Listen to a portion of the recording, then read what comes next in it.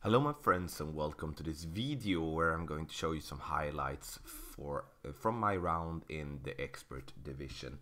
The reason I'm not having the full video is that apparently it didn't record when I tried to record it.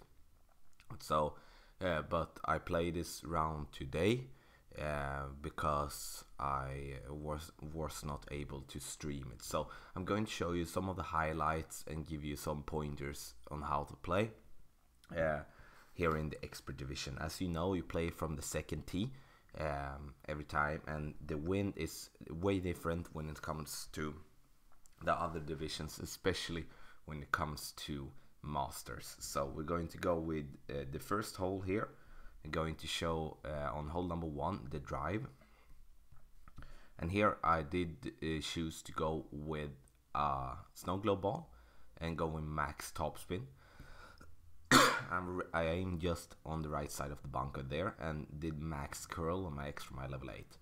And the reason I chose a snow globe ball is that I didn't want to overpower it. So if you have a berserker, that would work absolutely well as well. And maybe don't put up so much topspin that I did, but I put myself in a position there where I should be making the eagle, which I was lucky enough to do. And as you could see here, for the second shot here, I'm making a wedge shot from this type of position. You are way over the green more than you know, so I used topspin here to not be that affected by the wind at all. But basically, as you can see, it's a high ball guide there, and we roll it in for an eagle. So, but the key shot is of course to have the first one. So choose snow globe ball or berserker if you do have that, otherwise a titan or a kingmaker. But with a titan or a kingmaker, then you need to overpower it slightly. So we're going to go to, let's see here, hole number 2 wasn't anything special, so we're going to go to hole number 3, first par 5, and as you can see here now, I'm going with a titan, just to give myself a little bit more distance. I choose to only go with 2 bars of topspin as I didn't want to roll into the bunker, slightly overpower it a little bit. So the bunker, I mean the bunker way up top. But I can see here directly I will have a really great first bounce, just going there by the trees, and I could go with max topspin there, and it would be an easier shot for me for the second shot. We didn't make an albatross unfortunately, but the drive there is way important. So we're going to go to hole number 4, I think. Yeah. And here it is. This is a shot where I've been showing the tutorials. I'm playing from the fairway spot there out to the right. Have in mind when we have the water on the side that this ball is affected a little bit more by the wind, as that is how the game mechanics works. So we're bouncing up there and we're coming in there. We're coming a little bit too much, too hot, and a little bit too much to the side, but we will definitely go for the hole-in-one when it comes for the opening round and the weekend. And as you can see there, we will have an easy chip for the birdie. So there we go. We have that hole 5. What do we have on hole 5? I need to count 1, 2, 3, 4.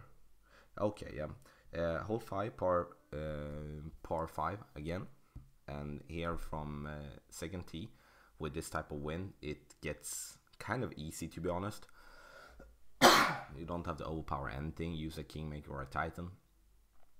I'm going with slight amount of curl, not max, and nothing special really. Max topspin, side spin to the right, and then we want to bounce it over the rough, which we easily do with the distance that we do have to combine with topspin and wind in our back. So from here on, we definitely have an opportunity for an albatross, which of course is something that we were going for. As you can see, we have only 2 shots here.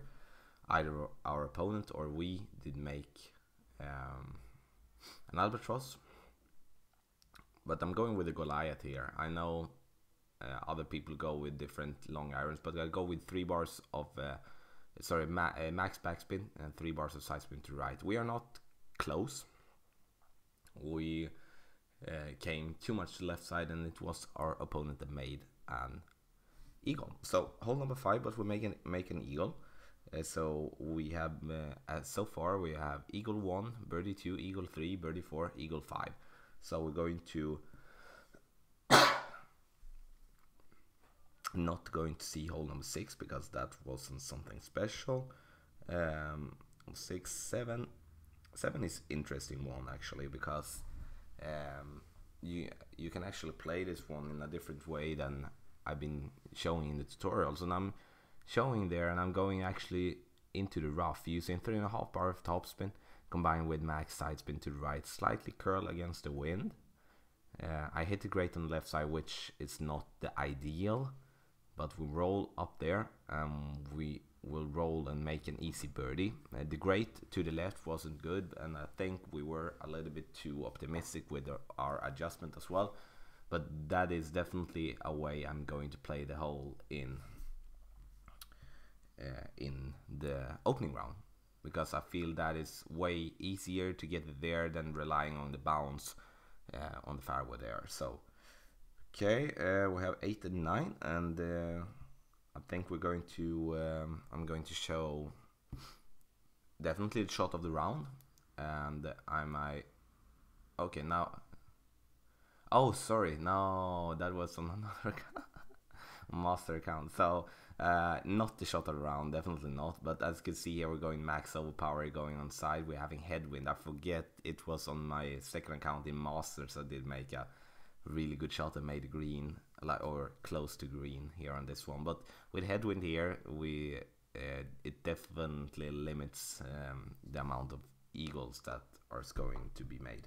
I'm going to show you the second shot here, even though it's not the best of the shots, but it kind of shows you that you do need a lot of backspin. As I was in thorn range, then I'm going to max backspin with that, but I was basically with max distance with thorn, and so close to going with a long iron. And with a long iron you need to have a Saturn, so you need to have the backspin there to be able to aim for the pin.